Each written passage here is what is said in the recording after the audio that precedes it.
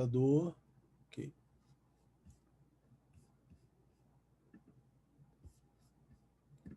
E vamos lá.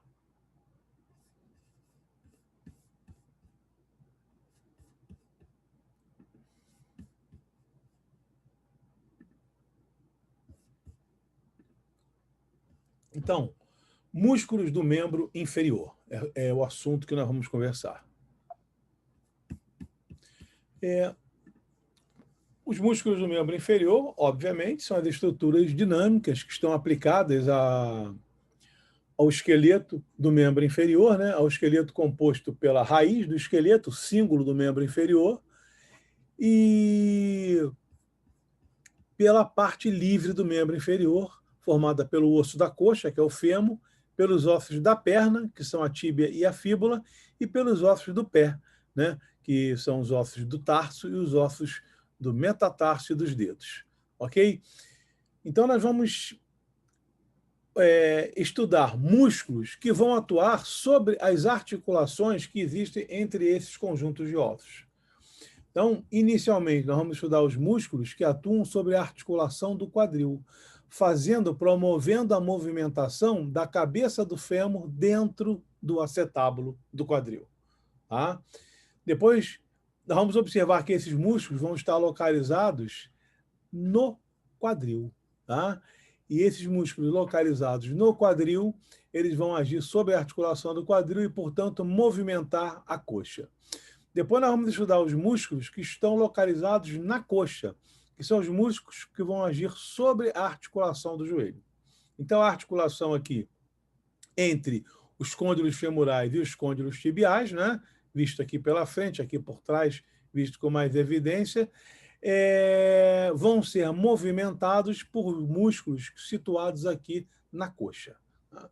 Depois, então, nós vamos estudar os músculos situados na perna que vão movimentar a articulação do tornozelo e dos dedos. Então, mantendo aquela mesma dinâmica, né, que nós usamos em relação ao membro superior, os músculos da parte superior sempre movimentam a parte imediatamente inferior a ela. Então, se eu quiser procurar os músculos que movimentam a minha coxa, eu vou procurar esses músculos no quadril.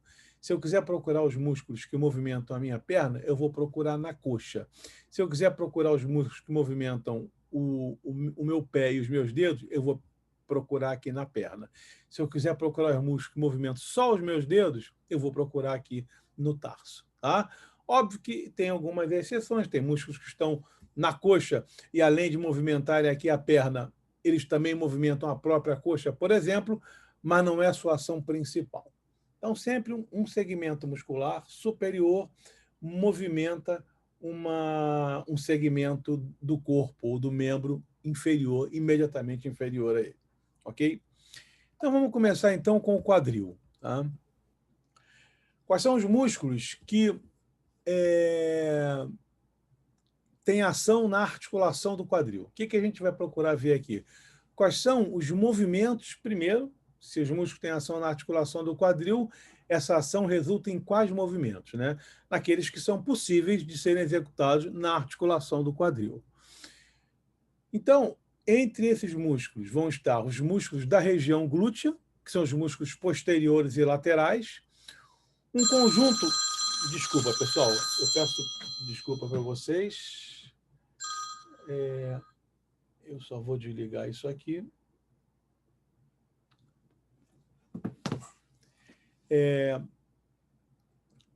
Os músculos que estão localizados na parte anterior, que é um conjunto muscular chamado ilio-psoas, e um conjunto muscular que está localizado na parte medial, né? Ele está localizado na parte medial do quadril, mas ele está no finalzinho do quadril e vai logo para a coxa. Então, ele está quase que na parte medial da coxa, mas é um músculo também que atua sobre o quadril.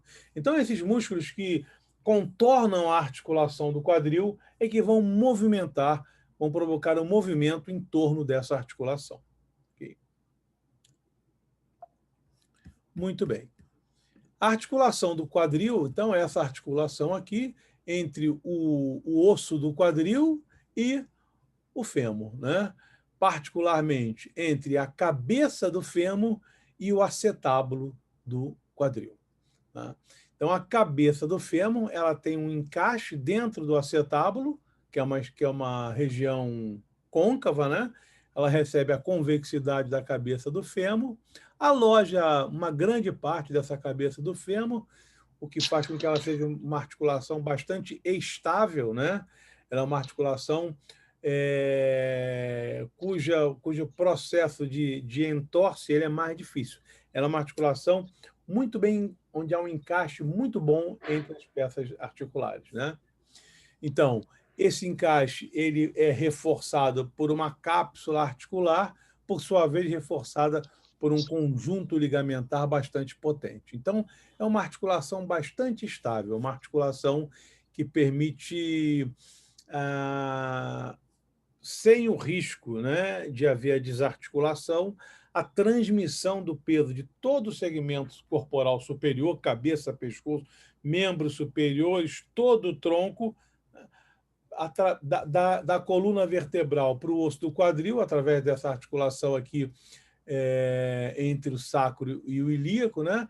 E depois do ilíaco para o fêmur, através dessa articulação aqui, também chamada de articulação coxo-femoral. Esse osso aqui era chamado de osso coxal antigamente, coxo-femoral, né? Ou fêmoro-acetabular. Enfim, nós anatomistas chamamos simplesmente de articulação do quadril. Tá? E então a passagem do peso aqui em direção ao solo, né? E mesmo assim essa articulação ela se mantém bastante estável. Raramente ela se desarticula. Quando se desarticula é principalmente por acidente, né? Acidentes automobilísticos principalmente, ou por patologias congênitas que tornam essa articulação, esses ligamentos mais frágeis, essas cápsulas um pouco mais alongadas, etc. Muito bem. Quais são os movimentos possíveis nessa articulação? Vejam, se você olhar aqui a articulação, você vai ter vários eixos que podem passar pela articulação. Então, por exemplo, nós temos aqui um eixo transverso, está vendo? Esse eixo transverso, né? Um eixo, vamos dizer, lateral, a articulação se movimenta, o osso se movimentando em torno dele, é sempre a cabeça do fêmur que vai se movimentar em torno dele. O que ela vai acontecer? Ou ela vai jogar o osso para frente, ou ela vai jogar o osso para trás, né? Ela vai girar o osso para frente, fazendo o que nós chamamos de flexão da articulação, que é esse movimento aqui, ó, que você eleva o joelho, é a flexão, ou vai jogar o osso para trás, né? Fazendo esse movimento aqui, que é o movimento de extensão, que é esse movimento aqui, ó, onde você leva a perna para trás. O movimento de flexão é um movimento muito mais amplo, né? O movimento de extensão é um movimento mais reduzido. Tá?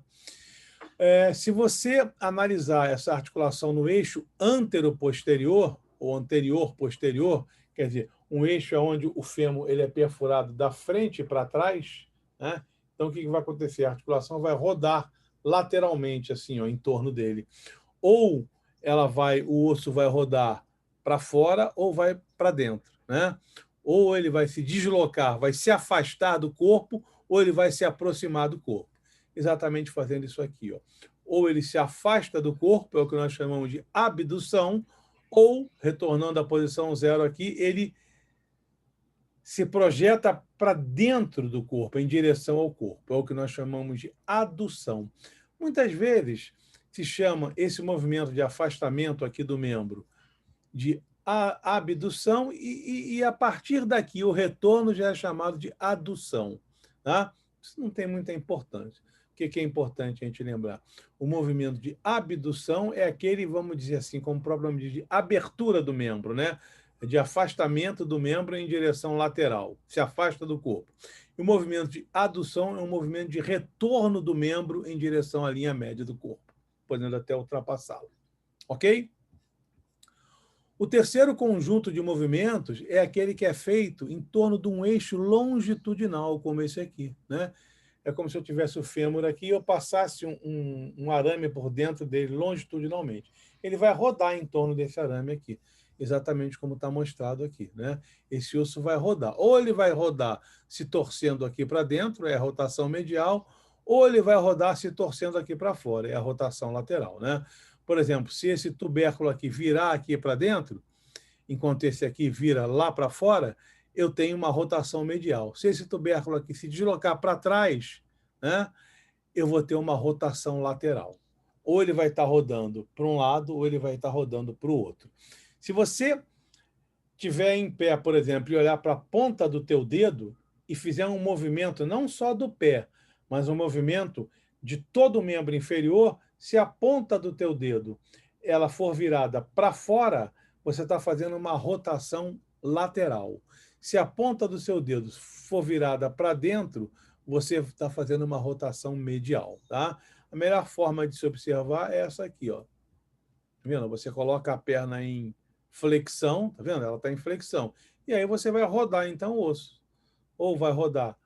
Se você deslocar o pé inteiro para fora, o osso vai estar sendo rodado medialmente. Né? O corpo está para cá. Se você rodar o pé para dentro, como está aqui, ó, o osso vai estar sendo rodado lateralmente, para fora. Você vai estar fazendo uma rotação lateral. Né? Aquilo que eu falei do pé virar para dentro ou para fora é se o pé tivesse assim, ó, estendido como está aqui. Ó. Se eu rodar lateralmente, a ponta do pé vai ser virada para fora. Se eu rodar medialmente, a ponta do pé vai virar para dentro. Tá? Muito bem.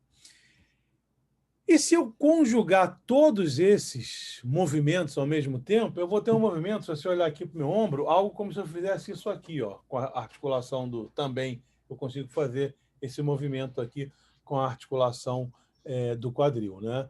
Eu estou conjugando todos os movimentos. Quando eu faço isso aqui, eu estou fazendo adução, depois estou fazendo extensão, depois eu faço abdução, faço flexão, eu conjugo todos os movimentos e esse conjunto dá um movimento chamado circundução.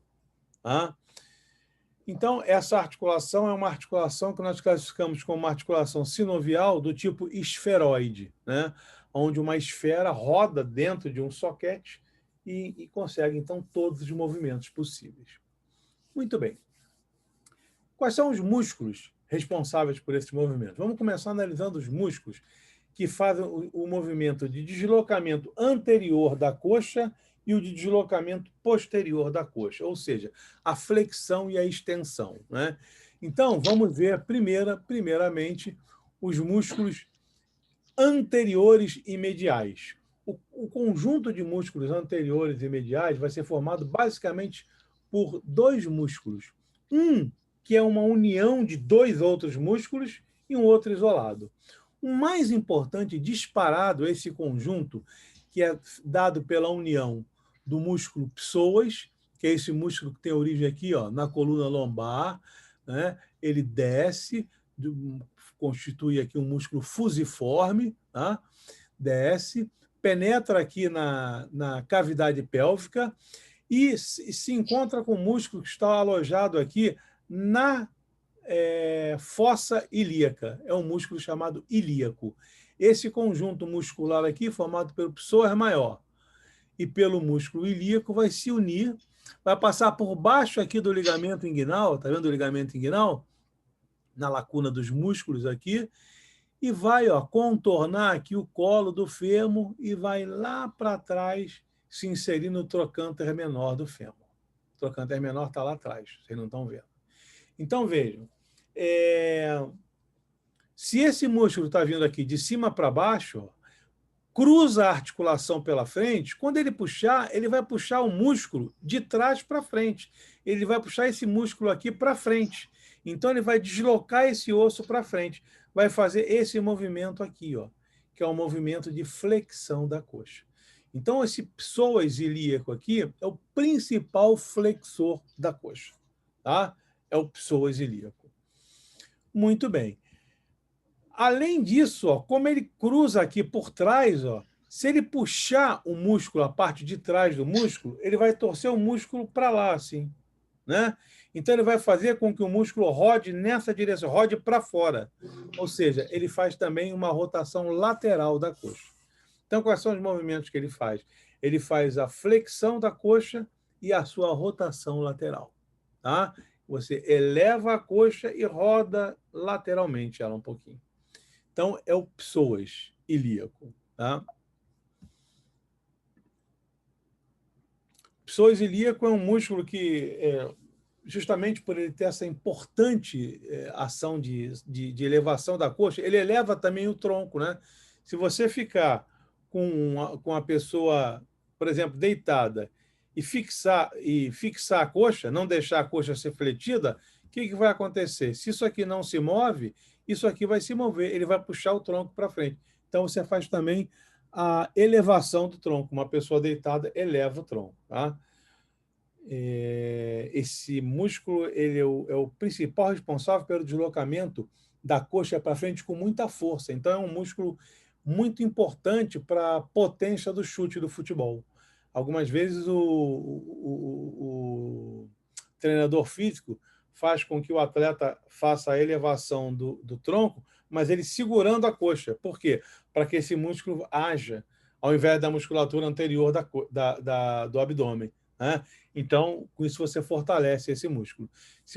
Quando você faz exercício para que a musculatura abdominal ela se fortaleça e não esse músculo, você faz a elevação do tronco com a coxa com um discreto grau já de elevação.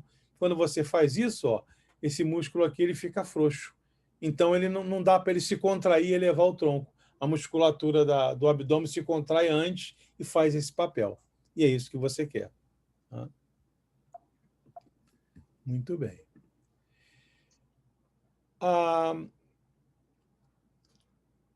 Qualquer processo inflamatório que envolva esse músculo, ele é muito doloroso. Por quê? Porque é um músculo que está associado à nossa manutenção, por exemplo, em pé. Né? É um músculo que tá associado à nossa postura. É um músculo que você vai usar o tempo todo na marcha, por exemplo. Né? Então, vai ser muito doloroso. Existem quadros, processos infecciosos dessa musculatura, que podem ser intrínsecos ou podem ser por origem externa, né? Que provocam a chamada psoite. Podem provocar abscessos do psoa, né? Geralmente, paciente imunodeprimido, isso pode acontecer. Então, aqui está um quadro, ó, um exame mostrando uma psoite, tá vendo? Você tem aqui a coluna vertebral, ó, aqui você tem o músculo o ilíaco, né? Você tem aqui a articulação sacroilíaca, tá vendo? Aqui você tem o músculo ilíaco e aqui o psoas. Eles vão se unir e vão formar o ilho psoas. Tá? Do lado de cá, ó, você tem uma situação bem perto do normal, né? Se você comparar isso com isso aqui, ó, você vai ver que os tamanhos, ó, olha aqui a área de corte aqui a gente está vendo um corte naquela figura, um corte mais ou menos aqui, ó. Você olha aqui a área de corte do psoas, olha a área de corte do ilíaco, dá para presumir, né, que isso aqui é o psoas e isso aqui é o ilíaco, né? Normais. Se você olhar do lado de cá, olha o tamanho que está esse ilíaco, né? E olha aqui essa cor aqui, a cor do músculo normal, né? E isso aqui, ó, uma coleção líquida no interior dele, é um tremendo abscesso dentro do psoas. Você tem uma psoite aqui que vai requerer, obviamente, uma intervenção cirúrgica para drenagem, uma antibiótico terapia bastante extensa e eficaz, porque isso pode evoluir de uma maneira até levando ao êxito letal. Né? Muito bem. Então, essa é a musculatura que faz a flexão da coxa, que faz a flexão da articulação do quadril. Eu posso falar flexão da articulação do quadril ou flexão da coxa. Né? A flexão que ocorre na articulação do quadril é o que provoca a flexão da coxa. A extensão, obviamente, se a flexão é provocada pelo músculo que cruza na articulação pela frente, a extensão vai ser o contrário. É o músculo que cruza por trás, que vai se prender na parte de trás do osso e vai puxar ele para trás. Então, esse movimento aqui, ó, que é o contrário nesse a coxa está sendo deslocada para frente, nesse aqui ela está sendo deslocada para trás, é o movimento de extensão. Tá? O principal músculo responsável por esse movimento é esse músculo da parte posterior aqui da região glútea, né? Que é um chamado músculo glúteo máximo. O glúteo máximo ele vai sair dessa região aqui, do sacro e do ilíaco, e vai se dirigir com as suas fibras como se fosse um leque e vai se prender aqui na coxa, na parte posterior da coxa. de tal forma que, quando ele se contrai, ele principalmente puxa esse osso para trás, né? E vai fazer a extensão da coxa, certo? Então, esse músculo preso aqui no sacro e no osso do quadril vai se inserir aqui no fêmur e vai provocar a extensão da coxa. Como ele tem um trajeto de medial para lateral, ó, e se prende aqui, é claro que quando ele puxar isso, além dele puxar o osso para trás, ele vai puxar o osso também um pouco para o meio aqui, ó, a parte de trás dele. Ou seja, ele vai rodar essa parte de trás lateralmente, medialmente. Se ele roda essa parte de trás medialmente, ele vai rodar a parte da frente lateralmente. Então, ele faz a rotação lateral do osso, né? Então, esse músculo ele é um extensor e um rotador lateral da coxa, tá certo? Ele faz esse movimento que está representado aqui nessa seta, rotação lateral da coxa. Se eu tirar esse músculo aqui, ó, vão aparecer embaixo dele, em sequência, um músculo que se estende mais lateralmente, mas está aqui também embaixo dele, que é o glúteo médio. E se eu tirar o glúteo médio, internamente ele, eu vou encontrar um terceiro glúteo, que é o glúteo mínimo. Então, nós temos 3 glúteos: o glúteo máximo, o glúteo médio e o glúteo mínimo, em ordem decrescente de tamanho, tá? Então, vejam aqui, ó. Aqui está o glúteo máximo, que nós vimos anteriormente, aqui o glúteo médio. Se eu retirar o glúteo máximo, como está aparecendo aqui, ó, você vai ver que o glúteo médio ele se estende bem mais para cá, tá? Então, esse é o glúteo médio.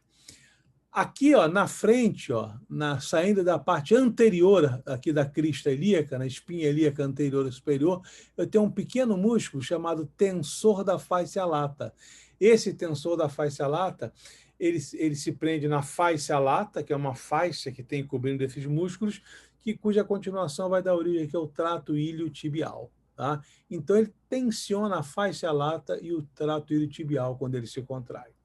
Então, eu estou vendo aqui, ó, o glúteo médio, né? E aqui o glúteo médio e o tensor da fáscia lata.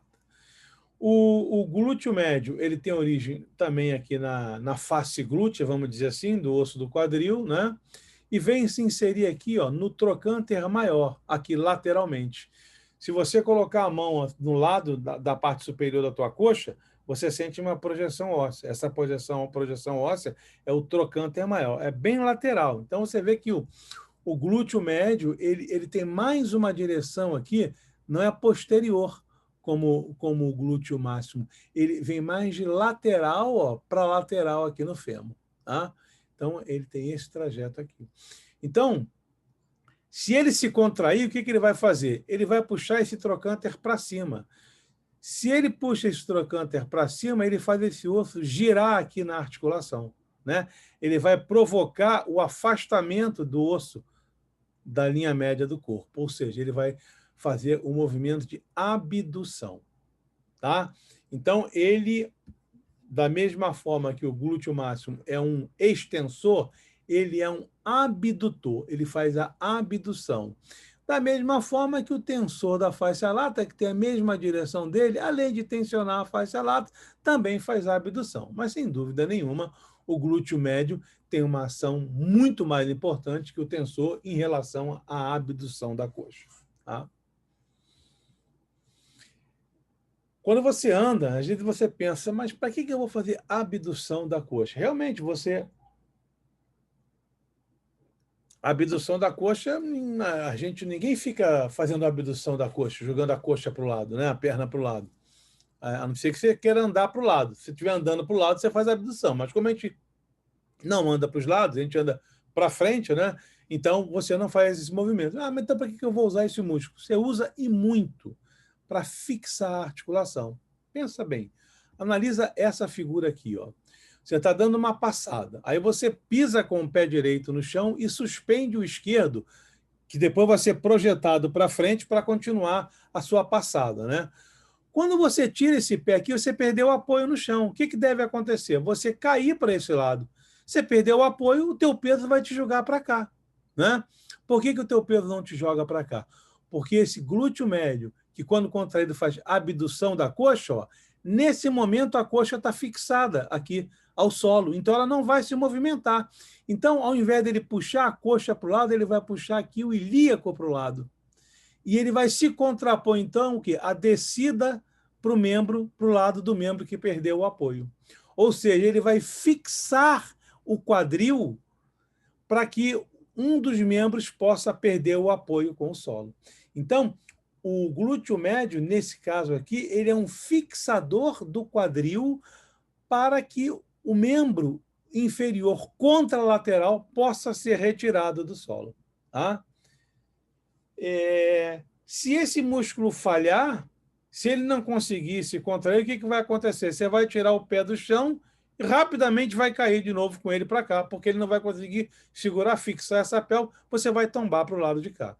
Então, felizmente é algo que a gente não vê hoje, né? Eu, quando eu era criança, eu via muitas pessoas, convivia com alguns, tive professores assim, até com sequela de paralisia infantil, né? A poliomielite, uma das coisas que ela provocava era a lesão da inervação do glúteo médio. Então, é aquela marcha, uma marcha que a pessoa ela anda, ela dá uma passada para frente, quando ela levanta o membro inferior, ela desloca o corpo para frente e cai com o membro inferior para frente e apoia. Ela dá uma batida forte no chão. Tá? É uma marcha característica. Esse sinal aqui, quando você eleva um membro inferior de um lado, tá? E o lado contralateral, que está doente, o músculo, não consegue segurar isso, e você cai aqui, então, para o lado sadio, para o lado que é normal, é chamado de sinal de Trendelenburg. Tá? É a queda para o lado sadio quando o membro inferior do lado cometido é apoiado. Então, você apoiou esse membro inferior direito, esse músculo glúteo médio direito ele está atrofiado. Tá? Aí, quando esse membro aqui, esquerdo, que está normal, se eleva, vai cair para o lado dele de novo. A pessoa ela consegue jogar o corpo para frente, né? Para poder dar uma passada, mas cai com violência com esse pé no chão. Ela acaba se acostumando com essa marcha, né? E essa marcha, que ocorre dessa forma, o que a pessoa faz para compensar? Ao invés dela simplesmente elevar a perna como aqui, ó, ela roda todo o corpo para o lado de cá para tentar deslocar o centro de gravidade para cá, ó, para não cair para cá, ou cair, mas diminuir o impacto dessa queda. Ela faz isso aqui, ó, joga todo o tronco para o lado doente. Né? Aí o centro de gravidade ele cai para cá. Ó. Com isso, ela consegue poupar esse lado aqui o tempo suficiente para esse membro se deslocar para frente, depois ele cai para cá de novo. Essa marcha é chamada de marcha de Duchenne, ou claudicação de Duchenne, ou deformidade de Duchenne. Tá? É a elevação da pelve e do tronco com o deslocamento para o lado acometido. Você desloca para o lado doente para jogar o centro de gravidade para lá e poder, então, deslocar a perna sadia para frente e depois cair com ela.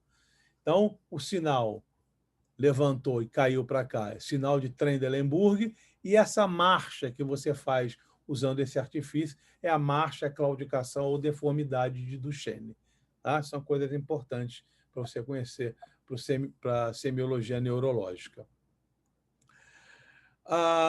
Se você rebateu aqui o glúteo máximo, depois cortou aqui o glúteo médio, tá vendo? Retirou ele, vai aparecer embaixo dele o glúteo mínimo. Então você tem o glúteo máximo, o médio cortado e o mínimo. O mínimo numa topografia muito parecida com o médio, né? Então ele também faz a abdução da coxa, tá? Logo abaixo dele, do glúteo mínimo, eu tenho um músculo chamado músculo piriforme, que é esse músculo aqui, músculo piriforme, ok? O piriforme, você vê, ele já tem um trajeto diferente, ele não tem um trajeto de cima para baixo, ele tem um trajeto que vem aqui, de medial para lateral. Então, o que ele vai fazer? Ele pode até considerar que ele faça um pouquinho de abdução, mas principalmente ele puxando isso aqui, ele vai rodar o fêmur. Tá? Ele vai fazer também a rotação lateral, tá? Porque ele está aqui, também se inserindo no trocânter maior do fêmur, ok? É interessante que esse músculo é um músculo, ele é um reparo anatômico muito importante, né? Por quê? porque a gente sabe que logo abaixo dele aqui, ó, entre ele e esse músculo pequenininho aqui, que é chamado de gêmeo superior, nesse espaço aqui, sai o maior nervo do corpo, que é o nervo isquiático, conforme está mostrado aqui na figura. Tá vendo? Ó? Aqui está o glúteo máximo, que foi rebatido. Ó. Aqui está o glúteo médio. Não está aparecendo o glúteo mínimo, que está embaixo dele. Mas está aparecendo o piriforme. E abaixo dele, saindo aqui, ó, tá vendo? Ó? O nervo isquiático. Tá certo? Nervo isquiático e alguns vasos glúteos, mas principalmente o nervo isquiático saindo aqui, ó, ok? Quando você dá injeção na região glútea, né, você tem que tomar cuidado.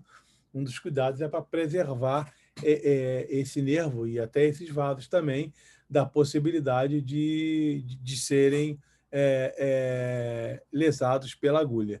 Então, existe uma região de segurança. Aqui ele mostra uma técnica, né? Do chamado triângulo de Rochester, ou Rochester, não sei como é que se fala isso, mas o que você faz? Você pega um paciente, está vendo aqui o paciente está virado para frente, aqui está o lado direito do paciente, você pega a tua mão esquerda, ó, e apoia o teu dedo, você põe a tua mão esquerda assim, na parte do lado da coxa da pessoa, né?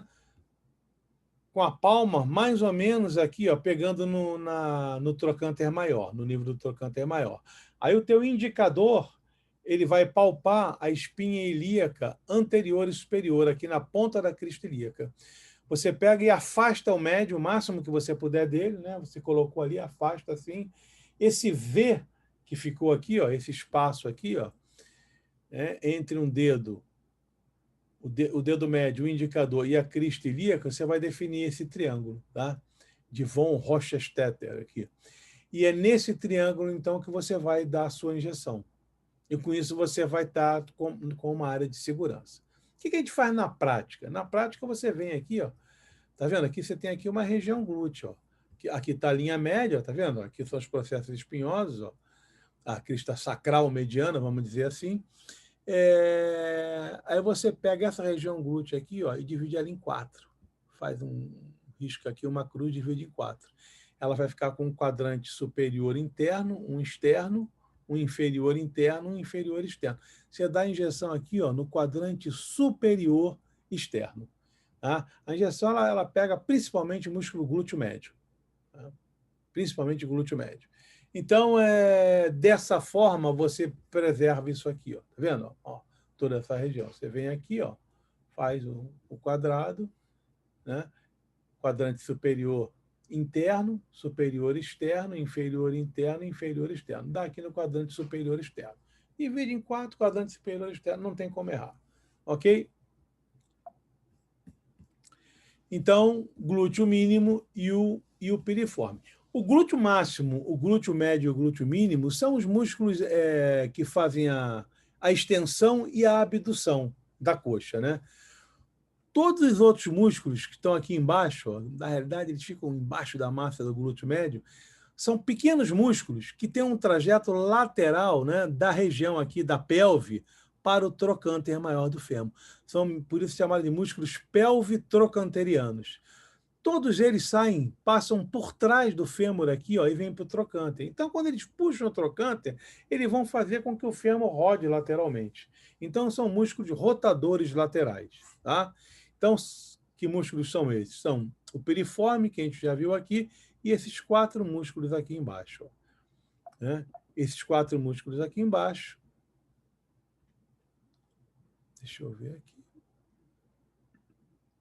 Que são o piriforme, né, que está aqui.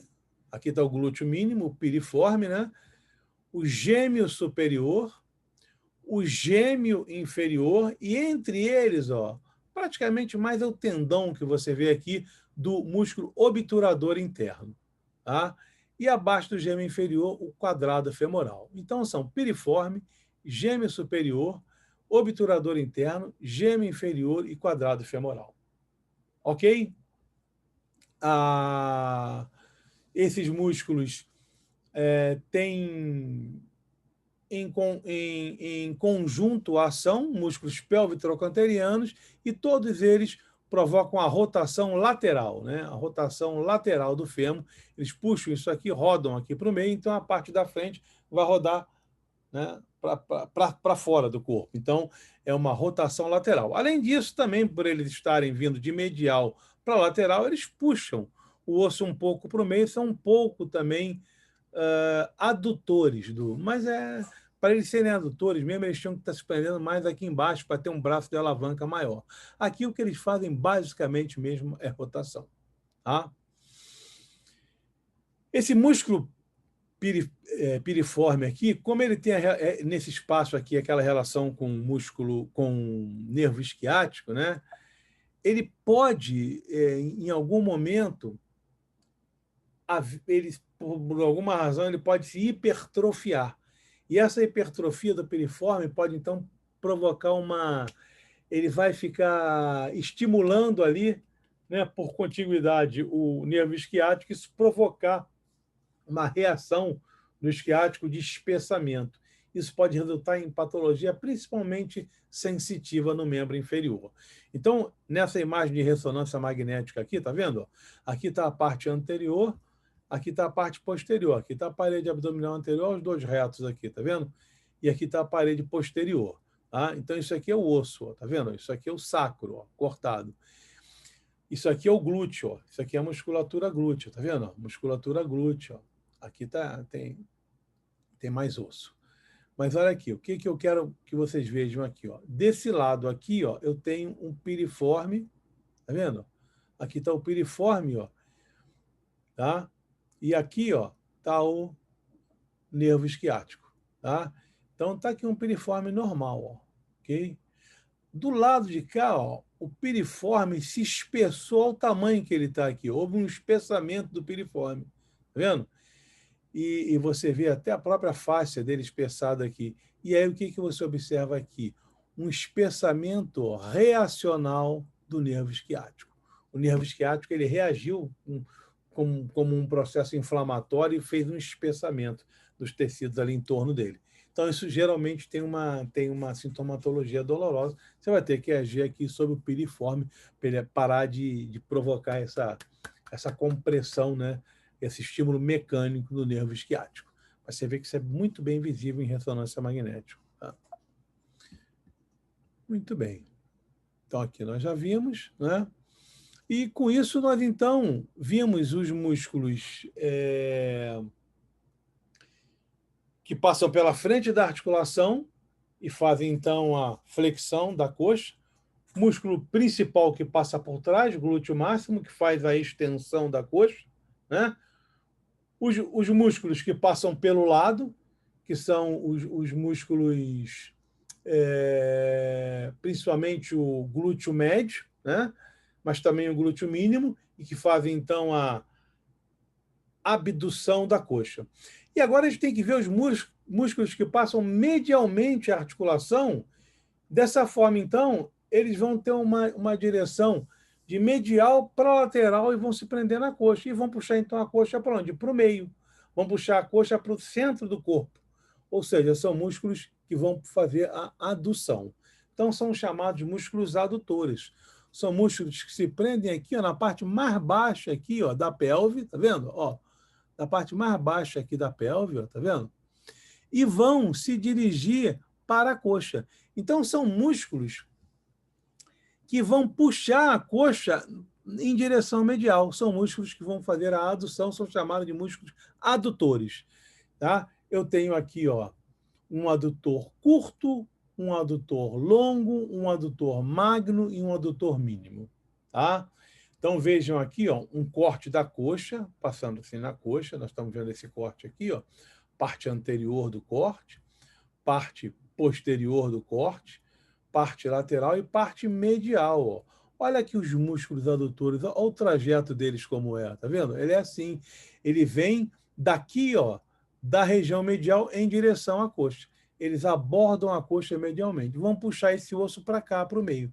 Vão puxar esse osso para cá, para o meio. Então, vamos fazer a adução. Esse conjunto de músculos aqui, ó, que são os músculos adutores, ok? Vamos nos preocupar em evidenciar cada um deles, não? Tá? Vamos considerar uma musculatura em conjunto, que sai medialmente aqui da parte final da pelve e vem em direção ao osso aqui, ao fêmur, se prende aqui, puxa então esse fêmur em direção medial, fazendo a adução. Se você dá uma chave de perna numa pessoa, né, e estrangula ela com a coxa, você vai usar muito essa musculatura, né? É muito difícil você afastar a perna de uma pessoa, né? Você consegue afastar só por causa da dor que você provoca com seus dedos ali, né? E isso é que você provoca o afastamento, é a dor. Mas se você pegar assim, sem intenção de provocar dor, só fazendo um teste, as duas mãos, as duas coxas da pessoa, e tenta afastar, e a pessoa tenta se opor, você não vai conseguir. Né?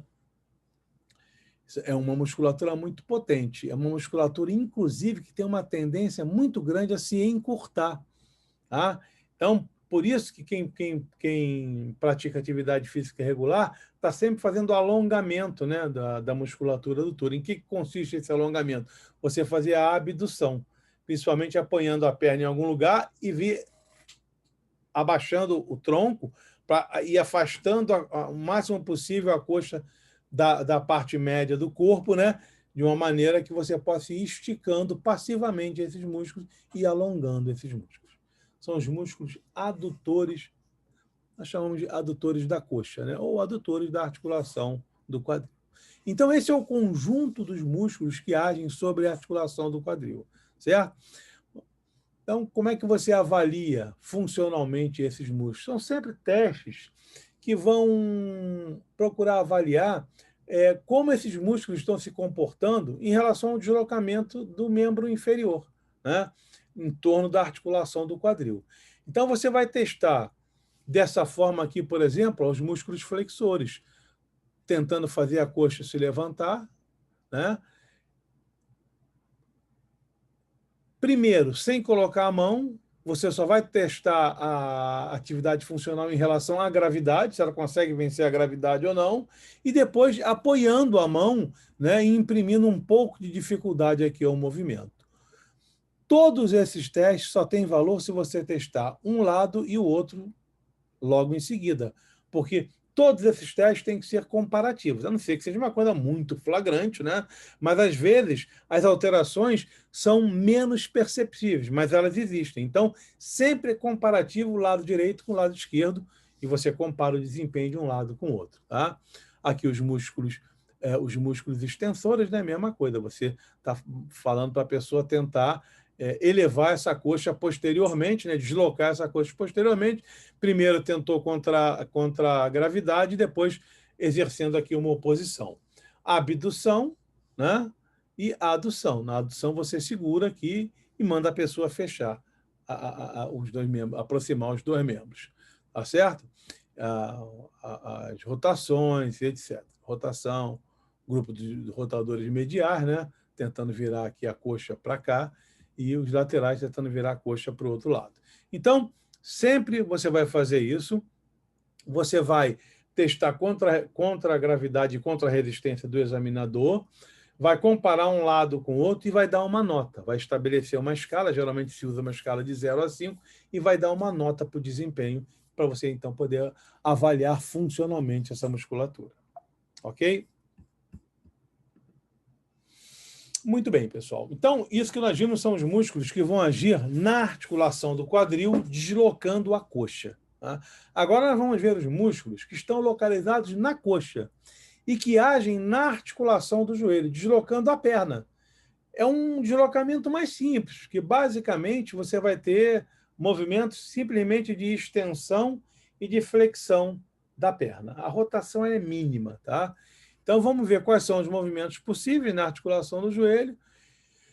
E aí nós vamos ver uma coisa que é importante, que você vai ver tanto na coxa quanto na perna.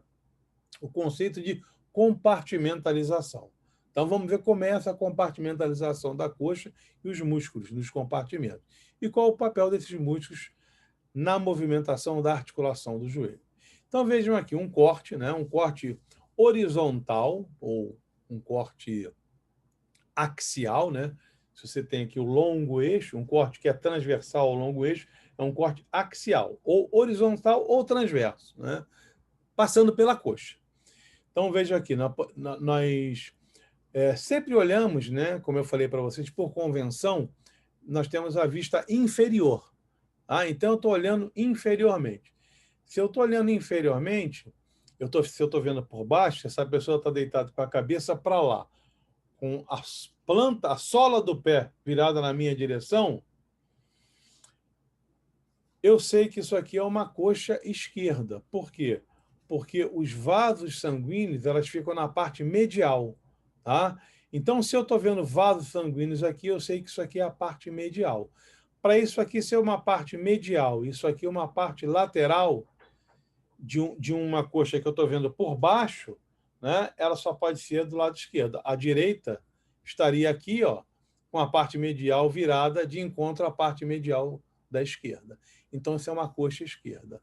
Parte anterior da coxa, parte posterior da coxa, parte lateral, parte medial. Aqui está o fêmur no meio, tá? E a musculatura. Então, eu tenho aqui a pele, né? O tecido gorduroso, tela subcutânea, e aqui a fáscia, ó, tá vendo? A fáscia que vai envelopar todos esses músculos. Lembrando para vocês aquele conceito, tudo que está da fáscia para cima é espaço superficial. E tudo que está profundamente ela é profundo. Então, essas veias aqui, ó, são veias superficiais, né? Essas veias aqui são veias profundas, tá? As veias superficiais, elas têm algumas veias chamadas perfurantes, que perfuram essa face e para elas poderem drenar para as profundas, ok? Então, vejam, essa face aqui, ó, nesse ponto, ela emitiu, ó, um septo, e esse septo ele veio se prender aqui no osso. Ó. A mesma coisa ela fez aqui. Ó. Ela emitiu um septo e esse septo veio se prender no osso. Esse septo é o chamado septo intermuscular medial e esse é o septo intermuscular lateral. Vejam, esses septos aqui, mais o osso e mais essa parte anterior da face, ó, fecham completamente um compartimento muscular, vascular e nervoso. É o compartimento anterior da coxa. E esse septo, mesmo septo aqui, mais esse mesmo septo e mais essa parte posterior aqui, ó, da fáscia, vão delimitar um compartimento posterior. É importante a gente saber que esses compartimentos são isolados um do outro. Então, por exemplo, se eu tiver um processo expansivo aqui nesse compartimento, ele vai crescer aqui dentro e não vai conseguir se expandir para esse compartimento aqui de trás. Então, se alguma coisa começar a crescer aqui, crescer, ela vai começar a espremer, aumentar a pressão no interior desse compartimento. Tá?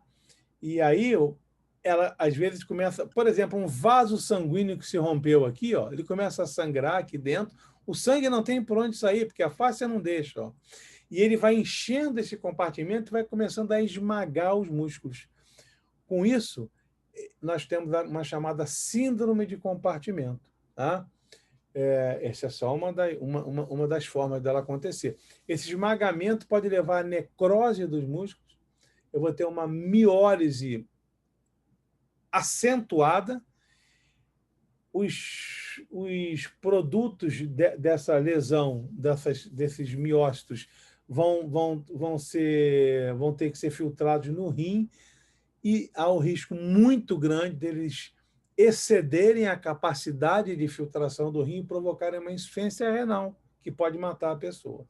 Então, uma síndrome de compartimento, quando detectada, ela tem que, o mais brevemente possível, ela ser interrompida. Por exemplo, cirurgicamente pela secção da face, para aliviar a pressão aqui dentro. Tá? Quanto mais precocemente isso for feito, menos danos tissulares você vai ter. Né? E mais chance você tem de reverter. Muitas vezes, paciente assim, você tem que fazer isso e começar logo uma diálise, por exemplo, uma diálise para que ele não entre num quadro de insuficiência renal grave. Tá? Muito bem. Então, esses são os compartimentos da coxa. Compartimento anterior, e o compartimento posterior. O compartimento anterior, ele é um compartimento, vamos dizer assim, extensor da perna. E o compartimento posterior, ele é um compartimento flexor. Nós vamos encontrar nesses compartimentos aqui alguns músculos citados anteriormente, como eu disse para vocês, os músculos adutores, né?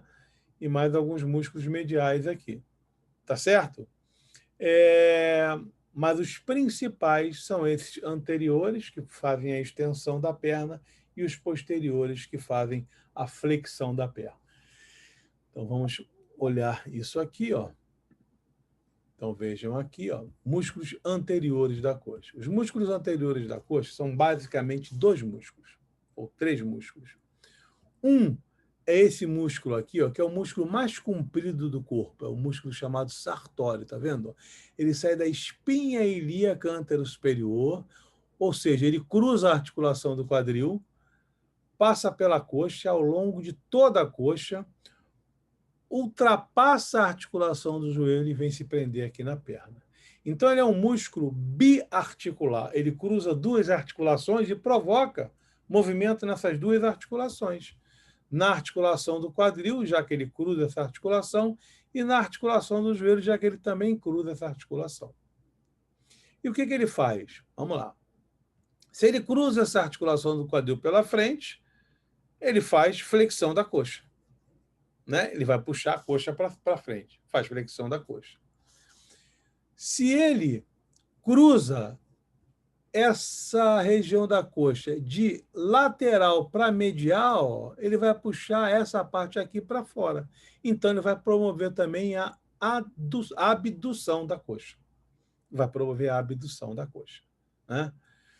E se ele passa, ó, ainda de lateral para medial e vem até aqui na perna, ó, o que ele vai fazer com a coxa também? Ele vai, além de puxá-la para cá, ele vai puxar a parte de trás dela para frente.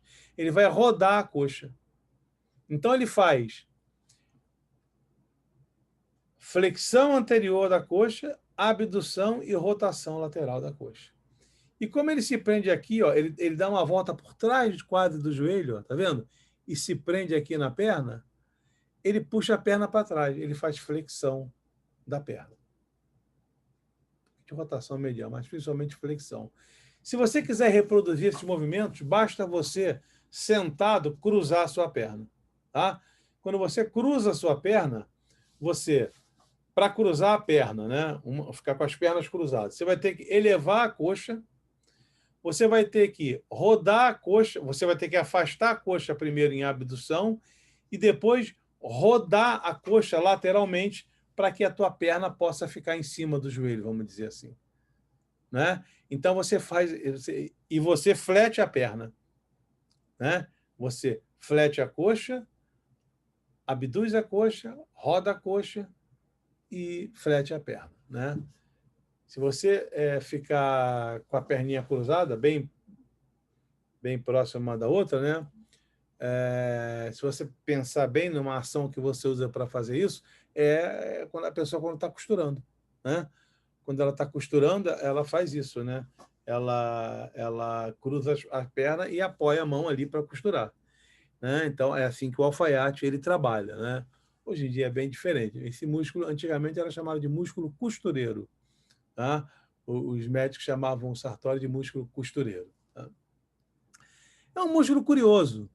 E é um músculo porque é biarticular, porque tem muitas ações, né? Mas, na realidade, é um músculo biomecanicamente pouquíssimo importante, porque todas as ações que ele faz pouco. Então, outros músculos fazem isso. Se você retirar esse músculo, nenhuma dessas ações vai estar comprometida. Eu diria que a informação anatômica mais importante desse músculo está relacionada, se você afastar ele para cá, logo abaixo dele aqui, ó, você vai encontrar o feixe vasculonervoso dessa região. Você vai encontrar artéria e veia femorais, né, e um nervinho, que é o nervo safeno. Então, a maior importância desse músculo é essa. E aqui, ó, medialmente aqui, você tem esse músculo aqui, que sai aqui, ó, do pubis e vem aqui em direção ao fêmur, né? Ele sai da linha pectínea aqui do púbis, vai para a linha pectínea do fêmur, que é o músculo pectíneo, tá? Esse músculo aqui, o músculo pectíneo, tá? Então, obviamente, pela posição dele, ele vai puxar a coxa para dentro, vai fazer a adução, como ele está de cima para baixo, faz um pouquinho também de flexão da coxa e um pouquinho de rotação lateral. Pessoal, são músculos que estão aqui, né? E então tem uma importância muito mais como ponto de referência, como guias anatômicos para outras estruturas mais profundas do que biomecanicamente. Muito bem. O principal músculo da região anterior aqui da coxa, esse sim, um músculo robusto, potente e importantíssimo, é o músculo quadríceps femoral. Então vejam aqui, ó, nesse corte aqui, ó, eu estou vendo aqui o fêmur, aqui está a parte anterior do corte. Eu tenho 4 músculos aqui, ó, associados a ele, tá vendo? Esses 4 músculos, na verdade, são 4 ventres de um mesmo músculo. É o bíceps, é o reto femoral, o vasto medial, o vasto intermédio e o vasto lateral. Esses 3 vastos mais o reto femoral constituem o quadríceps femoral, que é esse conjunto aqui. Tá vendo? Aqui está o reto femoral, aqui está o vasto lateral, aqui está o vasto medial, e aqui, ó, eu cortei, retirei o reto femoral da frente, vai aparecer o vasto intermédio, que está aqui, ó. Tá? Em algumas pessoas que fazem muito exercício, você olha aqui embaixo da coxa, você vê esses vastos bem proeminentes, lateral e medialmente, né? Pessoas que exercitam muito a musculatura anterior da coxa.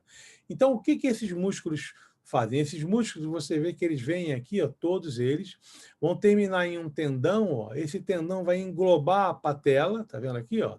Vai englobar a patela, vão constituir aqui um chamado ligamento da patela, nada mais é do que parte do tendão do quadríceps, e esse ligamento da patela vai se prender aqui na tuberosidade da tíbia. Aquela proeminênciazinha que você tem aqui na frente, abaixo da patela, logo no início da tíbia. Todo mundo consegue palpar. Tá? Então, quando ele se contrai, ele vai puxar essa tuberosidade da tíbia para frente. Quando ele puxa, ele desloca a perna para frente. Então, ele faz esse movimento aqui, ó. Tá vendo aqui, ó? Esse movimento aqui, ó. Ele desloca a perna estava fletida aqui, ó. Aqui ela está esticada, ela está estendida. Esse arco aqui, ó, esse ângulo aqui, se desfez. Isso é extensão da perna. Ok? Não confundam. Né? O deslocamento anterior da coxa é a extensão, é a flexão da coxa. O deslocamento anterior da perna, que a gente está vendo aqui, é a extensão da perna, porque essa articulação, o ângulo dela é para frente, e essa articulação aqui do joelho, o ângulo dela é para trás. Tá certo? Então, esse é o quadríceps. As 3 porções aqui, ó, tá vendo? Essas 3 porções aqui, ó, os 3 vastos, eles estão presos aqui no fêmur, mas o reto não está. Tá vendo? O reto, a origem dele é lá em cima, junto com o sartório. Tá? Tá bem próximo aqui do sartório, tá vendo? Então, o reto, ele se prende no ilíaco. Então, ele cruza também a articulação do quadril, então ele faz também um pouco de flexão da coxa. Tá? Então, o quadríceps, ele faz extensão da perna, basicamente, e um pouquinho de flexão da coxa. Está aqui o quadríceps, ok? Tudo isso aqui é o quadríceps. Muito bem. Vejam aqui aquilo que eu falei para vocês. Ó. Aqui está o sartório. Ó. Ele já foi deslocado um pouco lateralmente. Ele cobre aqui, ó, o feixe vascular nervoso da região. A artéria a veia femoral, a artéria femoral. E aqui o nervo femoral já terminando, ó, e se pulverizando aqui em diversos nervos que vão inervar todos esses músculos. E a continuação dele bem mais fininha, que vai ser o nervo safeno. Tá? Então, quando nós observamos a estrutura facial dessa região, nós observamos aqui esse importante ligamento, que vocês já viram mais de uma vez, né?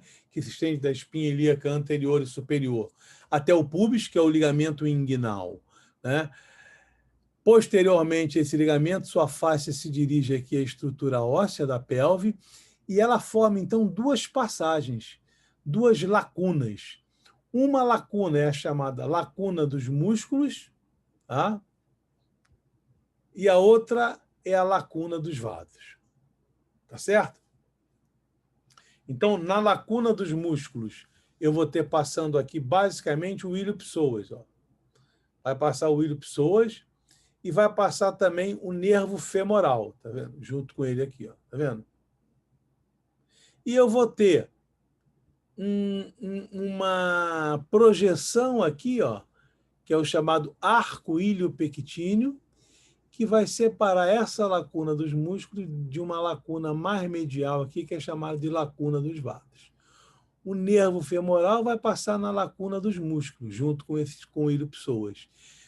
A artéria e a veia femorais vão passar nessa lacuna dos vasos mais anterior aqui. Ok? Muito bem. Por essa região aqui, porque aqui você vê que aqui já é a cavidade da pelve, então é a cavidade abdominopélvica. As vísceras intestinais, intestino estão caindo aqui. Eles podem passar por essas lacunas aqui, por baixo do ligamento inguinal. É a chamada hérnia femoral. Isso pode acontecer. Não é a hérnia inguinal. A hérnia inguinal é no canal inguinal, na parede muscular anterior do abdômen. Isso está mais profundo ainda. A chamada hérnia femoral. Muito bem. Aqui algumas estruturas anatômicas que a gente não vai se prender a elas, não. Tá? Trígono femoral, o canal dos adutores, que é um canal que existe aqui formado entre os músculos adutores, o vasto medial também, aonde esses vasos aqui, nervos, vão cruzar de anterior para posterior para sair aqui atrás do joelho. Tá? Não vamos nos prender a isso agora, não. Numa vista posterior, eu vejo, então, a musculatura posterior da coxa. Atrás da coxa, eu tenho basicamente 4 músculos. Tá? 4 músculos. Que são os músculos. Lateralmente, eu tenho um músculo chamado de bíceps femoral. Tá? E medialmente, eu tenho 2 músculos, semimembranáceo e o semitendíneo. Se você colocar a mão atrás do teu joelho, você vai ver medial e lateralmente tendões. Né? Aqueles tendões mediais são os tendões do semimembranáceo e do semitendíneo. E o tendão lateral é o tendão do bíceps. Tá certo? Isso aqui é a região atrás do joelho, é a chamada região poplítea. Tá? Então, num corte, ó, você vê eles aqui. Ó. Bíceps, aqui, ó, as 2 porções dele, e aqui o semimembranáceo e o semitendíneo. São os músculos posteriores. Eles descem e vêm se prender aqui na perna. Então, quando eles se contraem, eles puxam a perna para trás, os ossos da perna para trás. Então, eles fazem esse movimento aqui, ó, que é um movimento de flexão da perna. Eles diminuem esse ângulo aqui. Né? A extensão, você retifica esse ângulo, aumenta. E na flexão, você diminui esse ângulo. Tá? Você testa esses músculos da mesma forma que nós vimos para a articulação do quadril. Né? Você testa a flexão contra a gravidade e contra a força do examinador, né? Pedindo para ele deslocar a perna posteriormente e tentando impedir, e a extensão da forma oposta, ok? Uma mão aqui fixando o joelho, a coxa, e com a outra mão você pede para ele deslocar a perna anteriormente. Então, você testa a integridade funcional dessa musculatura, como eu disse para você, sempre bilateralmente, comparando um lado com o outro. Ok? Muito bem, pessoal. Seguindo a mesma lógica, né? Os músculos que estão localizados na perna agora, os da coxa movimentavam a perna. Os da perna vão movimentar o quê? O pé e os dedos. Tá certo? É claro que há algumas exceçõezinhas a isso, né? Mas as principais ações são essas. Então, o que nós vamos ver em relação às articulações do tornozelo e dos dedos? a divisão da perna em compartimentos também. A perna ela vai se dividir mais claramente em compartimentos musculares anterior, lateral e posterior, sendo que o posterior ainda é dividido em uma parte superficial e uma parte profunda. Vamos ver quais são os músculos de cada compartimento, né? E qual é o papel dos músculos da perna nas articulações do tornozelo e dos dedos. Muito bem, pessoal. Já estamos nos aproximando do final. Então, aqui, ó, uma perna vista em vista posterior, tá certo? Então, estou olhando por trás. Aqui está atrás do joelho, região poplítea, tá? Os músculos que a gente acabou de ver, ó, o bíceps, semimembranáceo e semitendíneo. Então, se eu fizer um corte axial também, um corte transversal, como aqui, ó, eu vejo aqui a tíbia, eu vejo aqui a fíbula, né? Aqui a parte medial, aqui a parte lateral. Então, eu vejo esse corte aqui, ó, tá vendo? A tíbia e a fíbula. Então, o que eu percebo aqui, ó? Eu tenho aqui a tíbia, eu tenho aqui a fíbula. Entre a tíbia e a fíbula, eu tenho uma projeção membranosa aqui, ó, facial, que chama-se membrana interóssea. Ela comunica um osso com o outro completamente. Ela fecha completamente isso aqui, a membrana interóssea. Quando eu olho aqui na frente, ó, eu vejo que tem uma fáscia muscular também, né? Em torno de toda essa região, como tem em qualquer membro, né? E essa fáscia aqui, ó, ela manda um septo intermuscular, tá vendo? Um septo intermuscular, ok?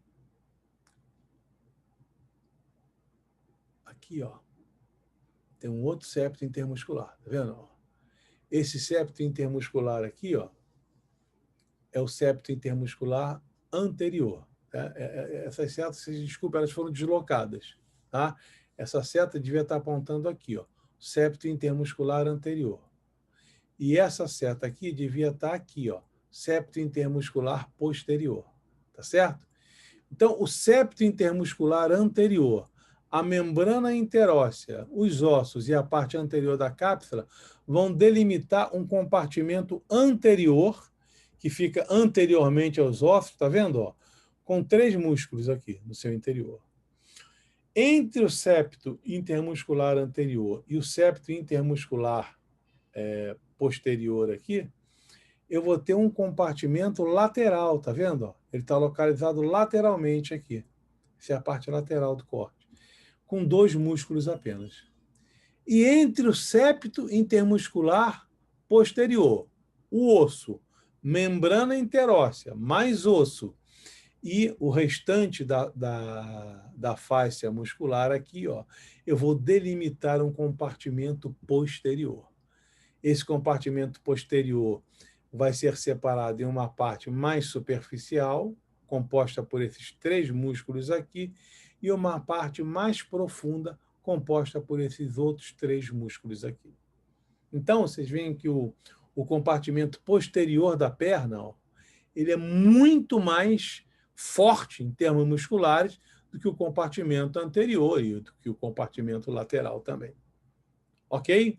Se você olhar aqui, ó, projetar isso numa perna, você vê que realmente ele ocupa uma parte muito maior, né? A região da panturrilha é muito mais proeminente do que o que está na frente do osso.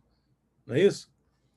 Então, esses músculos da frente aqui, ó, eles são músculos que agem principalmente fazendo a flexão dorsal do pé, ou seja, puxando o dorso do pé para cima. Se você pensar que isso aqui é um dorso do pé, ó, eu tenho o dorso do pé, isso aqui seria a perna, né? Perna, o dorso do pé e os dedos. Esse movimento aqui, ó, que eu jogo o dorso do pé para cima, chama-se flexão dorsal. Esse movimento aqui, ó, que eu jogo a planta do pé para baixo, chama-se flexão plantar. Nós não falamos em extensão em relação ao pé. Flexão dorsal, vamos raciocinando, é você ficando nos calcanhares. Quando você fica nos calcanhares, você não tira a parte da frente do pé do chão. Então, isso é a flexão dorsal. O dorso está jogado para cima. O dorsiflexão. Se você fizer o contrário, você ficar agora na ponta dos pés e tirar os calcanhares do chão, você vai estar fazendo uma flexão plantar, ok? Quem faz essa parte de flexão dorsal são os músculos anteriores. Quem faz a flexão plantar são os músculos posteriores. Tá certo? Muito bem. Para você tirar a parte do pé, anterior do pé, do solo, é muito mais fácil. Né? Você está com o calcanhar, ou seja, todo o peso do corpo apoiado no chão, só tem que tirar aquela parte anterior. Para você tirar a parte posterior, você tem que elevar todo o corpo. Então, obviamente, você precisa de muito mais músculo para uma coisa do que para outra. Tá certo? E essa musculatura lateral vai fazer o quê? Vai tirar a parte lateral do pé do chão. Você elevar um pouquinho a parte lateral do teu pé. Então, é uma musculatura simples também, em termos biomecânicos. Né? Então, vejam aqui. Quando você olha posteriormente um pé, uma perna, você vai ver primeiro a parte superficial do compartimento posterior, que é formado por dois músculos, basicamente. Né? O músculo tríceps sural e o músculo plantar, ou plantar delgado. Tá? O tríceps sural é tudo isso aqui. Ó. É um músculo, como o próprio nome indica, tríceps.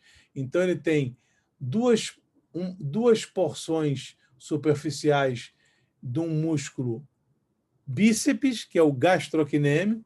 O gastrocnêmio tem uma cabeça medial e uma cabeça lateral. Tá? E se eu cortar o gastrocnêmio, ó, vou cortar o gastrocnêmio, embaixo dele vai aparecer esse músculo aqui, ó, que é o músculo sóleo. Tá vendo? É o músculo sóleo. Se eu cortar aqui, esse tendão vai aparecer aqui embaixo o sóleo. Então, o sóleo se une com o gastrocnêmio e através de um tendão único, né, vai se prender no calcâneo. E puxa o calcâneo para cima quando você fica na ponta dos pés. É o tendão do calcâneo, conhecido historicamente como tendão de Aquiles, né? Por causa do Aquiles da mitologia grega. Aqui, ó, se você entre essas duas porções do gastrocnêmio e o sóleo, corre um tendãozinho de um pequeno músculo que fica aqui em cima, ó, preso no côndilo lateral do fêmur, que é o chamado plantar. A ação dele vai ser muito parecida com a do tríceps. Né? Agora, olha o tamanho do tríceps, olha o tamanho do plantar. Né? Biomecanicamente, ele é ridículo em relação ao tríceps. Então, se você tirar o plantar, não acontece nada. Mas ele, durante muito tempo, foi conhecido como músculo do bailarino, ou músculo da bailarina. Por quê? Porque o que se dizia é que quando ele estava lesado, a bailarina não conseguia ficar na ponta dos pés. Mas não é isso. É que esse tendão, como ele passa aqui no meio, ó, facilmente ele podia ser acometido de tendinite. E aí, obviamente, quando o bailarino ou a bailarina fosse ficar na ponta do pé, esse tendão inflamado ia ser acometido, ia doer. E a dor não ia deixar o movimento ser executado. Não a ausência da ação biomecânica dele. Tá? Uma lesão importante que acontece aqui é a ruptura do tríceps, do tendão do tríceps. Acontece, às vezes, com o atleta, mas acontece também com o não atleta. Entendeu? Agora, durante a pandemia, eu tive dois conhecidos que tiveram ruptura. Um foi muito interessante. Ele acordou de madrugada com o alarme da casa dele, até meu dentista, com o alarme da casa dele tocando, e acordou apavorado, correu, levantou da cama e foi correndo. Acontece que na cabeceira dele dormiu o cachorro, no pé da cama dele dormiu o cachorro dele, que era um shih tzu, pequenininho. Ele saiu correndo, o shih tzu saiu correndo atrás dele, parou, o shih tzu continuou, foi de cabeça nessa região da panturrilha dele, rompeu esse tendão. Né? Obviamente que não foi só a cabeça do shih tzu, ele devia estar com o tendão já ferrado. Né? Nosso prezado professor Afonso, por conta da pandemia também, fica às vezes sem ter o que fazer em casa, foi mexer na piscina da casa dele e levou um escorregão, teve uma ruptura total de tendão do tríceps, que foi resolvida com cirurgia. Né? Com cirurgia. Então, Obviamente que um simples escorregão rompeu um tendão do tríceps, o tendão do tríceps já devia estar com problema. Então, às vezes, com o tempo, você vai tendo processo de tendinite, e isso acaba provocando a lesão, pode provocar a lesão do tendão. Né? Muito bem. Os músculos, se você retirar, então, o tríceps, você vai chegar nos músculos profundos. São 3 músculos. Tá? São o flexor longo dos dedos, o tibial posterior e o flexor longo do hálux. Esses 3 músculos aqui. Tá certo? Eles vêm ou aqui para a tíbia, eles saem da tíbia e da fíbula e vêm aqui para baixo, ou para o tarso ou para as falanges. Né? Vão fazer a flexão plantar, assim como o tríceps, e como o próprio nome indica, né, flexor longo dos dedos, flexor longo do hálus, vão fazer a flexão dos dedos, vão puxar os dedos, como se o pé estivesse tentando prender o solo, segurar o solo, né, que é importante para a caminhada. Tá certo? Então, essa é a ação principal deles. Né? Na parte anterior, na parte lateral, você tem 2 músculos que passam lateralmente aqui e vão passar por trás aqui do epicôndilo lateral, que são os 2 fibulares, fibular longo e fibular curto. Né? Eles puxam essa parte aqui para cima, fazem a chamada eversão do pé. Esse movimento que está mostrado aqui, onde você eleva a margem lateral do pé. Ok?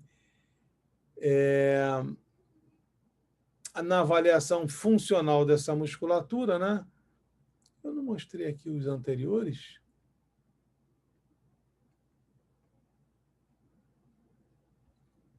Aqui os anteriores, ó. Eu pulei, desculpem. Os anteriores estão aqui, ó, tá vendo? Se você palpar aqui a crista da tua tíbia, né? Você move a tua mão lateralmente assim, ó, você vai encontrar uma parte mais macia. Essa parte mais macia é a parte onde estão os músculos anteriores. São esses 3 músculos aqui, ó, tá? Esse aqui, ó, o tibial anterior, esse aqui, ó, que está aparecendo aqui, que é o extensor longo do hálux, e esse outro aqui, que é o extensor longo dos dedos. Tá? Eles fazem a flexão dorsal e eles fazem também a extensão dos dedos. Tá? Esticam os dedos, ok? Bom, os laterais, né, que eu mostrei para vocês, e a avaliação funcional também é a mesma coisa dos outros, você testar a gravidade, você testar contra a resistência, bilateralmente sempre, e atribuindo uma escala de pontuação. Né?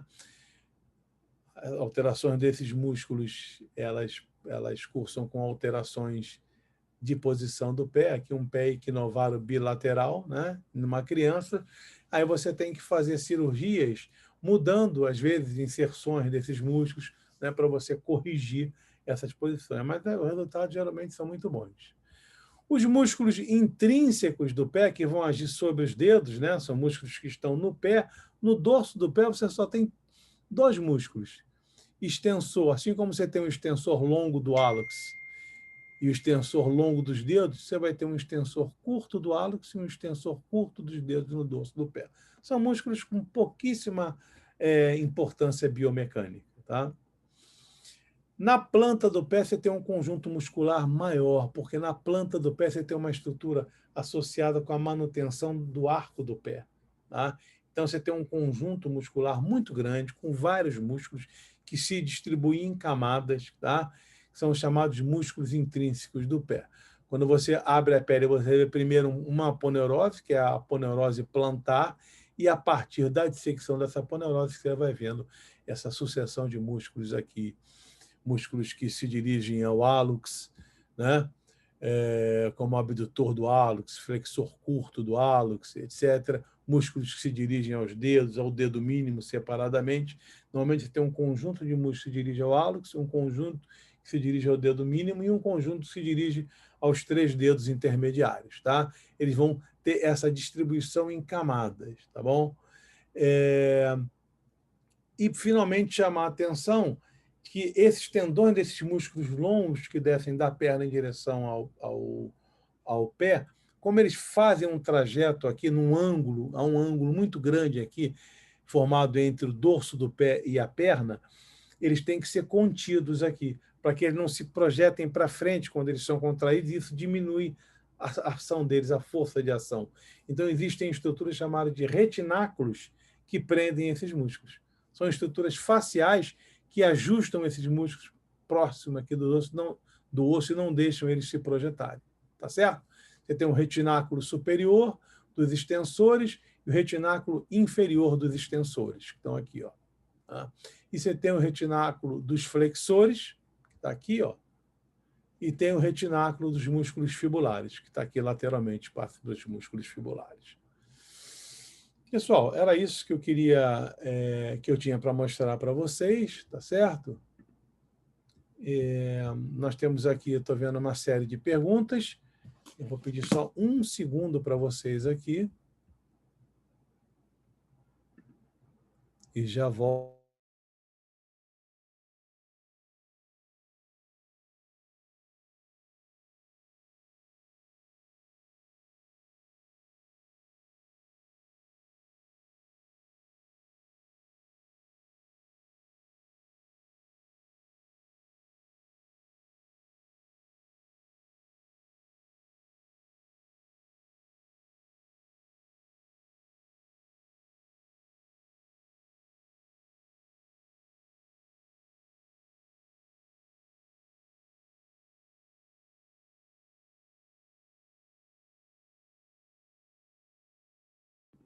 De volta, pessoal.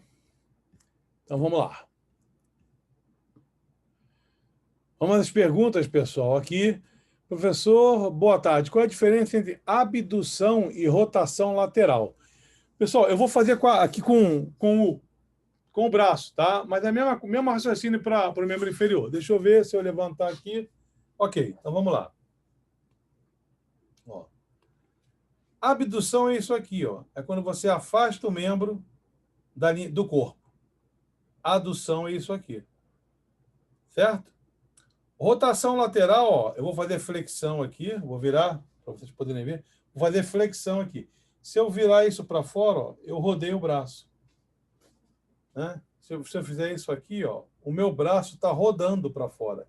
Isso é rotação lateral do braço. Tá? Se eu voltar, ó, o meu braço está rodando para dentro. Isso é rotação medial. Tá? O músculo ilio-psoas se fixa atrás do fêmur. Porque quando ele se contrai, realiza uma flexão da coxa e não uma extensão. Porque ele se fixa atrás, mas ele sai da frente. Né? Então, se ele sai da frente e vai para trás, ele vai puxar de trás para frente. Né? Como ele se fixa um pouco mais atrás, ele também roda, mas ele puxa de trás para frente. Pensa, o músculo ele sempre puxa, ele nunca empurra. Né? Então, se o músculo sai da frente e vem para trás, quando ele se contrair, ele vai puxar de trás para frente. Ele pode estar preso na frente ou atrás, ele vai puxar de trás para frente. Se ele estiver preso na frente, ele vai só puxar para frente. Se ele estiver preso atrás, ele também pode rodar. Tá certo? Não entendi direito os acometimentos renais derivados de uma síndrome compartimental. A síndrome compartimental ela aumenta a pressão dentro do compartimento. Então, tudo que está lá dentro fica sob pressão.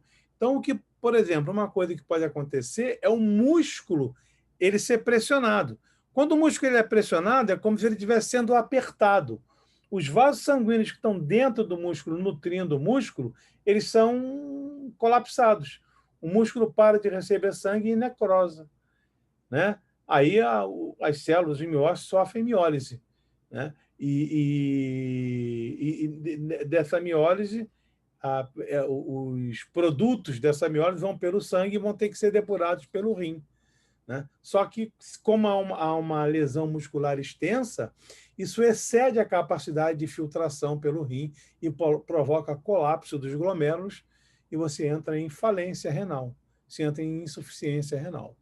Então, você tem que interromper o processo, né, do compartimento e colocar o paciente em diálise, até esse rim, se você conseguir voltar a funcionar. Tá? Então, uma das coisas que você faz é cortar a cápsula, a fáscia, para você interromper, aliviar a pressão ali no interior.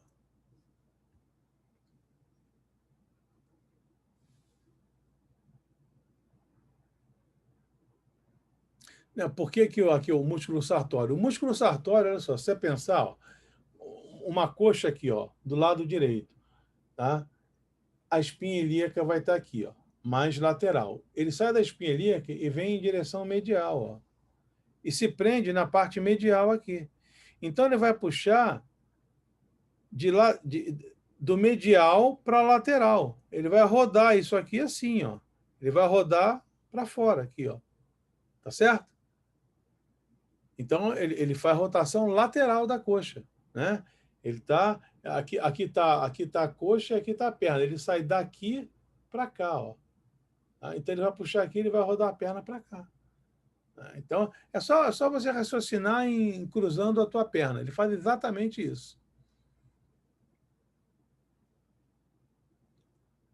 A coxa roda para dentro? Não, ela roda para fora, né? Se ele está saindo, se você tem aqui, ó, vamos supor, se você tem aqui a coxa direita aqui, ó, né?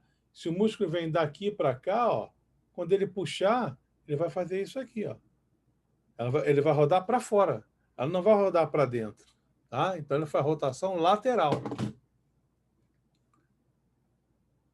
Por que seria flexão da coxa e extensão da perna? Estou confusa com essa diferença.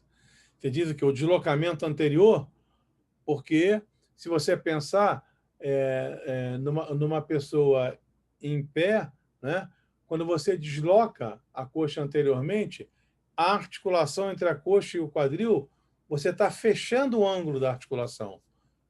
Você está fechando o ângulo da articulação, né?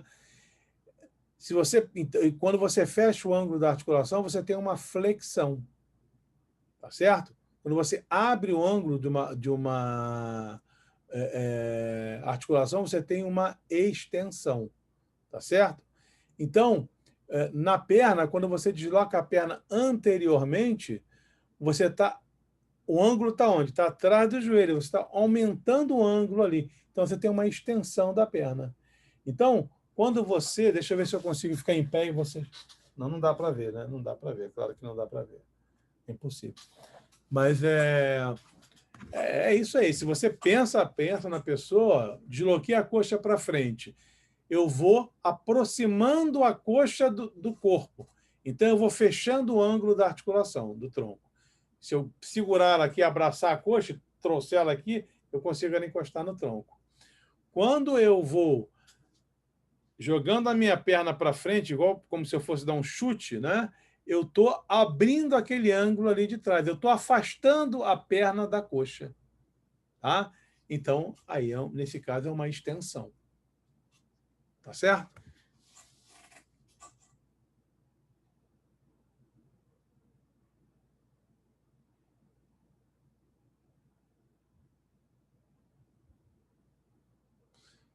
Não. Os músculos flexores, flexores palmares e dorsais.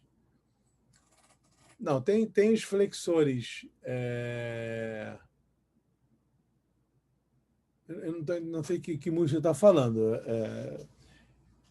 Tem os flexores longos, né? E os extensores longos. Talvez isso você esteja falando.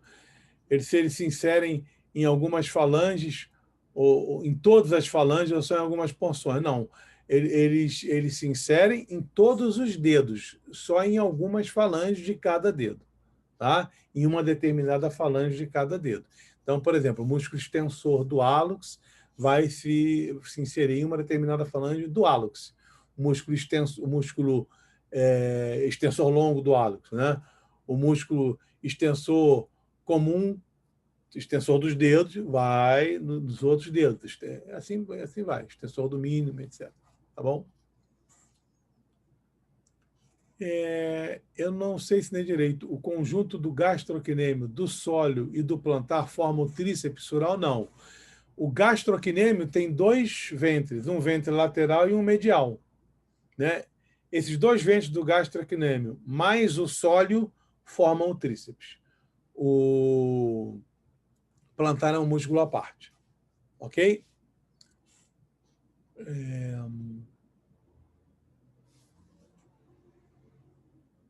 Sóleo, ele fica ali atrás, ele é assim, né? Sole é o nome em latim do peixe linguado, ele tem o mesmo formato de um linguado, por isso que ele é chamado de sóleo.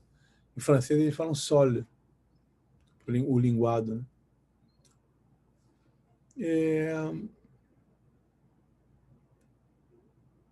Bom, flexão já expliquei, né?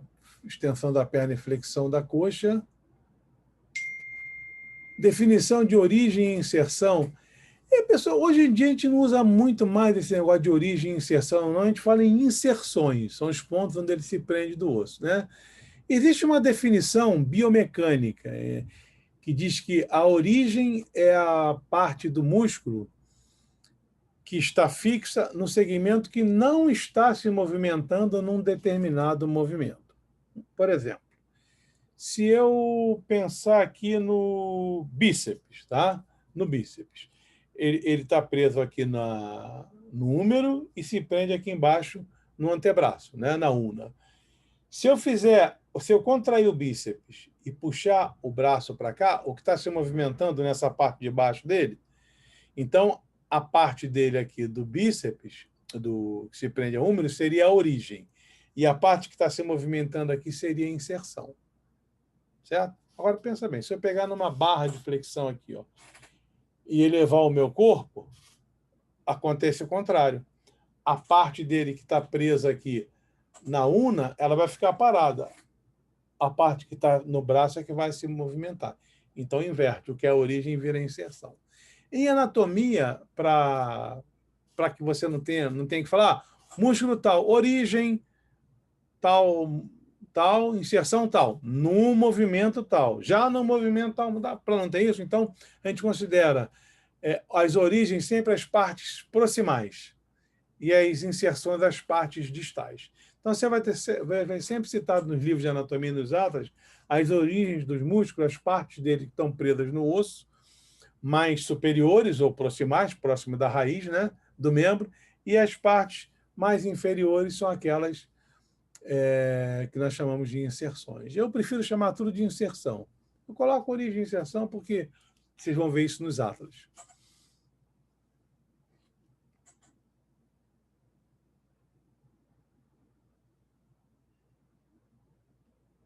Não, síndromes de compartimento é sempre isso, são síndromes que aumentam pressões em compartimentos confinados, né? Existem várias caudas.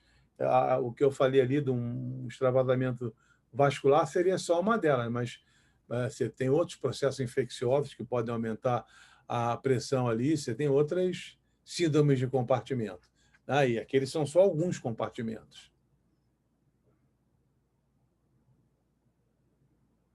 O movimento de jogar o joelho para frente na marcha ou em um chute seria a ação extensora do quadríceps?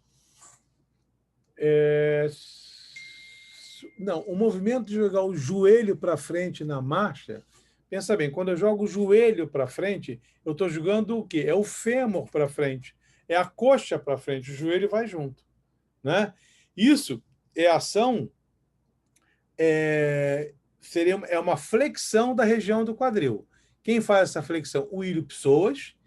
E quem ajuda um pouco? Uma parte só do quadríceps, que é o reto femoral, que aí teria uma ação flexora também da coxa, né? Então, esse movimento de jogar o joelho para frente é o psoas, ilho-psoas, como acontece no chute, como você disse aqui, e é uma ação flexora da coxa, tá certo?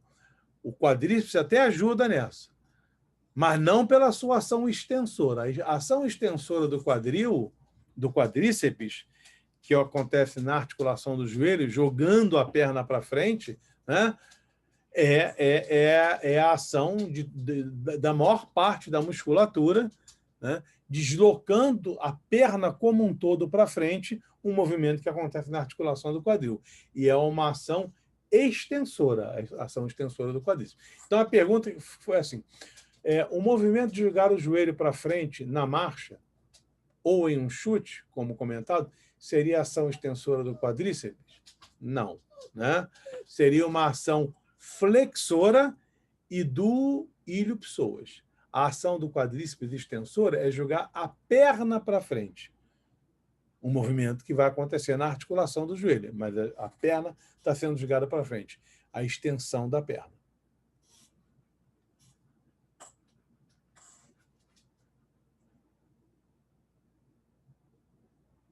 Beleza. Muito bem, pessoal.